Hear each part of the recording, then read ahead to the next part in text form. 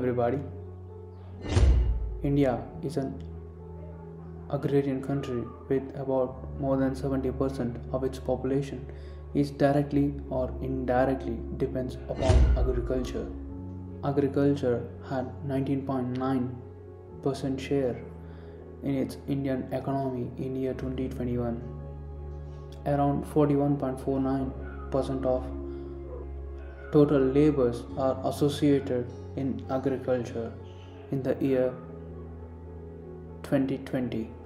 Farmer suicide account for 11.2% of total suicides in India.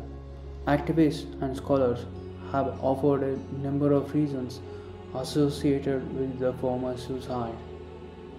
Some of them are high debt burden, poor government policies, corruption in subsidies, crop failure, mental health, personal issues, and family and health problems. It is a loss-making enterprise, but farmers have anything else to do, so they just keep on doing the farming. Jobs are scarce, and many people are reluctant to give up their smallest plot of land their family own to work for someone else. Let's learn what tenant farming is. Tenant farming is an agriculture system where farmers work on land that they don't own. The landowner provides the land and sometimes the money and the management as well. The tenant farmer provides the labor and sometimes capital and management. The tenant farmer pays the rent to the landowner either with the cash or with a portion of the crops they grow. More than 35.6 farmers are tenant farmers. Estimates find that the more than 19% of the farmers are landless. The survey found that the average lease for a paddy crop is 15,647 per acre, while lease prices are as high as rupees 25,000 per acre in Bhupalpally, Khammam for a chili crop. The study says that the average debt of a tenant farmer is rupees 2.68 lakhs, wherein private debt accounts to 2 lakhs and the institutional debt from the banks about 68,000. The average interest rate is between 24% and 60%. This is just debt incurred owing to agricultural operations. The total debt incurred by the families for non-agricultural purposes is even higher.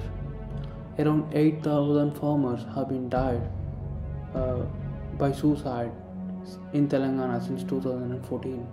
A sample study of 692 suicide farmers done by RSV in 2018 showed that 75.2% of those who took their own life were tenant farmers.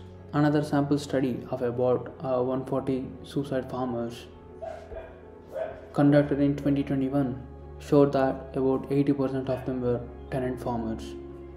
Women tenant farmers are the worst off. About 9.5% of women farmers are tenant farmers. Their condition seems to be worse off when compared to the male farmers. It said that 22.7% of women farmers are landless. 25% are single women. These women face additional difficulties in assessing debt. We have another report taken from the University of Cambridge from the year 2014.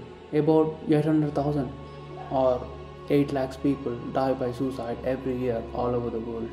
In 2010 alone, 187,000 Indians killed themselves. That is, 1,87,000 people killed themselves. 1/5 of all global suicides happen in India.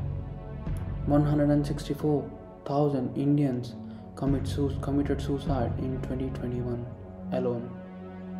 The Indian national suicide rate was 12. that is 12 people for every 1 lakh.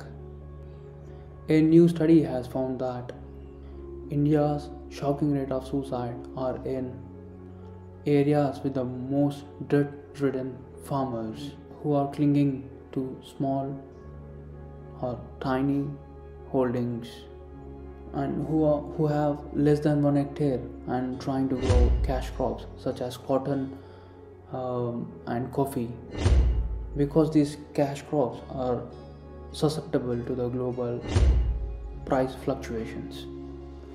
However, while the Lancet study revealed the suicide is higher in rural areas to be double those of urban areas, and the most common way of committing suicide is deliberately ingesting. Farmers at high risk have 3 characteristics. 1. Those who grow cash crops of cotton and coffee, with marginal farms of less than 1 hectare, and those with debts with rupees 30,000 or more on an average.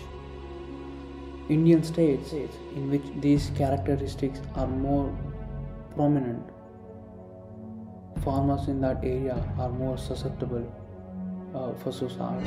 The state of Kerala, the most developed in India, has the highest male suicide rates in India. If Kerala is the country, it would have the world's highest suicidal rate. The shame and stress of no longer able to provide for their families has resulted in hundreds and thousands of male farmers in Kerala, in many cases their wives too, taking their own lives by ingesting the modern pesticides designed to provide them with bountiful harvest. A truly horrific end, as these chemicals cause swift muscle and breathing paralysis. According to WHO, the suicide rate is 12.9 for 100,000 people. As many as 154 farmers and daily wage workers are committing suicide in India every day. A majority of farmers' suicide are reported in Maharashtra, followed by Karnataka, Andhra Pradesh, Tamil Nadu and Madhya Pradesh. Unemployment.